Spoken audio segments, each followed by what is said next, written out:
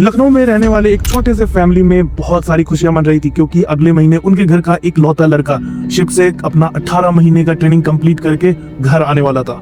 और उनके घर की बेटी, जो कि सबसे छोटी बेटी थी, वो बहुत खुश थी, क्योंकि वो अगले महीने मतलब नेक्स्ट मंथ 3 साल बाद अपने भाई को रक्षाबंधन पे राखी बांधने वाली थी। घर में बहुत सारी तैयारी चल रही थी बेटे के आने की खुशी में, लेकिन एक फोन कॉल सब कुछ खत्म कर देता है। सुबह के 11 बजे, 2016 की कहानी है ये। सुबह के 11 बजे एक फोन आता है जिसमें ये बताया जाता है कि आपके बेटे की मौत हो गई है शिप पे। मौत, वो भी इतना खतरनाक, इतना दिल दहने आने वाला कि जो भी सुना जिस तरह से हुआ है डेथ, एकदम रोंगटे खड़े हो गए, एकदम मतलब हालत खराब हो गया सबका सुन के, क्योंकि ये कहानी ऐसी थी। चलिए तो बताता है।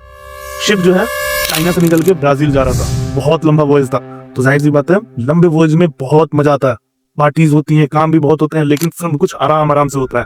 कुछ शिप्स पे क्या होते हैं, जैसे टाइम आता है तो बलास्ट टैंक जो हमारे शिप पे होती है उसकी क्लीनिंग होती है। बलास्ट टैंक में अंदर बहुत सारे मड्स होते हैं, तो क्रू जाते हैं उसको साफ करते हैं। लेकिन आपको बता दें, बलास्ट टैंक जो होता है वो जहाज का सबसे खतरनाक जगह होता है, मतलब most dangerous place on the ship, क्योंकि वो इनक्लोज स्पेस होता है और वहां जाने के लिए बहुत सारे फॉर्मेलिटीज करनी होती है। इनक्लोज स्पेस एंट्री परमिट बनता है, वहां पे जो भी रहेंगे काम करेंगे उन सबको मॉनिटरिंग करना होता है, बहुत सारी चीजें होती हैं।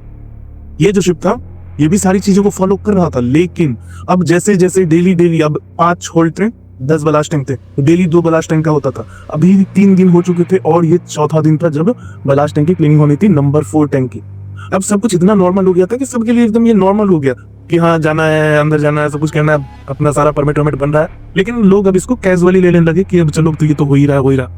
इसका नतीजा ये हुआ कि जो कैडेट था, जनरली हर शिप पे कैडेट का काम होता है फोटोज लेते रहना, जो भी काम हो रहा है उसका फोटोज लेना, क्योंकि कंपनी को, ऑफिस को भेजने होते हैं, बताने होते हैं कि क्या क्या काम हो रहा है। तो डिक कैडेट का भी वही काम था। अब जैसे जैसे वो काम होता जाता था तो डिक कैडेट भी एकदम फ्री हो गया था। वो जाता था, कभी भी ब्लास्ट टैंक में घुसा, फोटो लिया, अंदर जाके फोटो लिया, फिर वो वापस आ जाता था।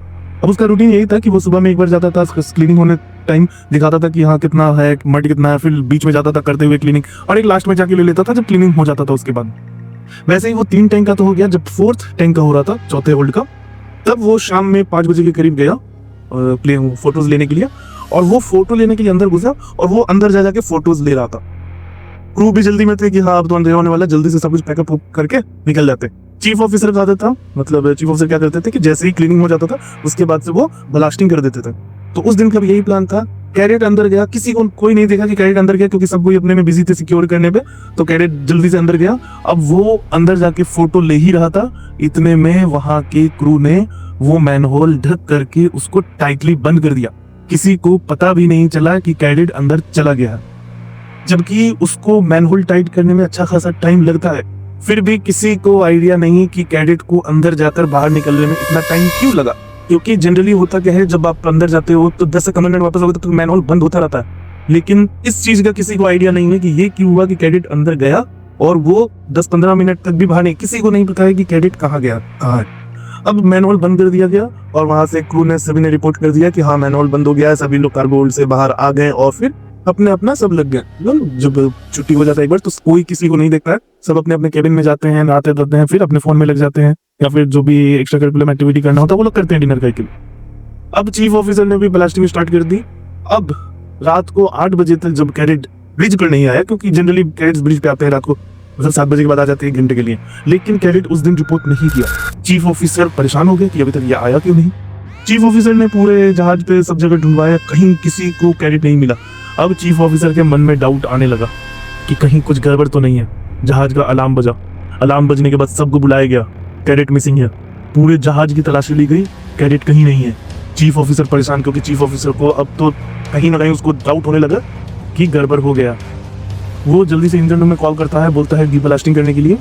इंजन में लाइन सेटअप होता है, डीब्लास्टिंग स्टार्ट होता है, जल्दी से क्रू को भेजा जाता है, क्योंकि उस टाइम तक सारे वो जो 4th टैंक था वो 1.5 से 2 घंटे लगते हैं पूरे फुल होने में, और वो फुल हो चुका था। जल्दी से डीब्लास्ट किया गया, जल्दी भी उसको डीब्लास्ट करने में भी 1 से 1.5 घंटे लगे। डीब्लास्ट करने के बाद टैंक खोला गया। टैंक खोल के जब इंस्पेक्शन किया गया तब वहां पर मिला एक डेड बॉडी, और वो था वहां के डिक कैडेट का।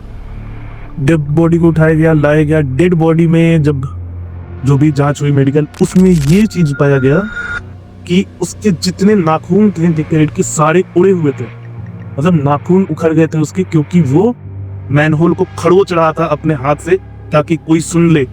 मतलब जब कोई चीज जहाज में आवाज नहीं करती है तो उसको अगर कुछ वाइब्रेशन होता है, खरोचते हैं तो वहां से आवाज निकलती है, तो उसके पास वो अपने हाथों से उसको खरोच रहा था ताकि उसको कोई बचा ले, लेकिन कुछ नहीं हुआ। अब इसमें किसकी लापरवाही है? लापरवाही में आप ये बोल सकते हैं कि शिप पे तो गलती है ही, क्योंकि पूरा प्रोसेस फॉलो नहीं किया, और हमेशा इस चीज का ब्लेम जाता ही है शिप को जब भी कोई एक्सीडेंट होता है कि शिप पे पूरा प्रोसेस फॉलो नहीं हुआ, क्योंकि यहाँ प्रोसीजर फॉलो होना था। जब भी हम लोग कहीं भी इनक्लोज स्पेस एंट्री करते हैं तो वहां पे जो भी लोग अंदर जा रहे हैं उनका एंट्री होता है, जो बाहर आ रहे हैं उनका एंट्री होता है, टाइमिंग्स मेंशन होते हैं। लेकिन जब ये काम इतने टाइम से चल रहा था सभी लोग इस चीज को लाइटली ले लिए और यही एक लापरवाही सब कुछ खत्म कर दी। एक डिक कैडेट की जान चली गई, और ये सिर्फ एक पहला इंसिडेंट नहीं है, ऐसे ही बहुत सारे इंसिडेंट हैं जिसमें डिक कैडेट्स की, चीफ ऑफिसर की, न जाने कितने क्रू की डेथ हो गई है क्योंकि उन्होंने एक सेफ्टी प्रिकॉशंस को बाईपास किया। इसीलिए याद रखिए, आप शिप पे जा रहे हैं बहुत अच्छी बात है, लेकिन आप कभी भी कोई भी सेफ्टी प्रोसीजर को बाईपास ना करें।